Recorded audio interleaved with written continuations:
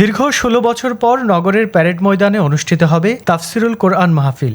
আগামী ২৭ থেকে ৩১ জানুয়ারি পর্যন্ত ৫ দিন ব্যাপী তাফসিরুল কোরআন মাহফিল আয়োজন করবে ইসলামী সমাজ কল্যাণ পরিষদ চট্টগ্রাম। আয়োজকরা বলেন, দীর্ঘ ১৬ বছর পর পুনরায় তাফসিরুল কোরআন মাহফিলের উদ্যোগ নেওয়া হয়েছে, যা বীর চট্টলার ইতিহাস ঐতিহ্যের সাথে সম্পৃক্ত। ইসলামপ্রিয় তাওহীদি জনতা দীর্ঘদিন এই আয়োজন হতে বঞ্চিত হয়েছে পতিত স্বৈরাচারীর রোষানলে পড়ে। ২০২৫-এর তাফসিরুল কোরআন মাহফিলে সবকিছু দিয়ে পূর্ণতা দেওয়ার চেষ্টা করা হবে।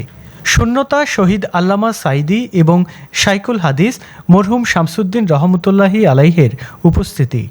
আয়োজকরা আগামী ২৭ থেকে ৩১ জানুয়ারি ৫ দিনব্যাপী ঐতিহাসিক তাফসিরুল কোরআন মাহফিল সফল করার জন্য সর্বস্তরের জনগণের প্রতি সর্বাত্মক সহযোগিতার জন্য উদাত্ত আহ্বান জানান। ঐতিহাসিক এই তাফসিরুল কোরআন মাহফিলে প্রধান অতিথি হিসেবে উপস্থিত থাকবেন ধর্ম উপদেষ্টা ডক্টর আফম খালিদ হোসেন।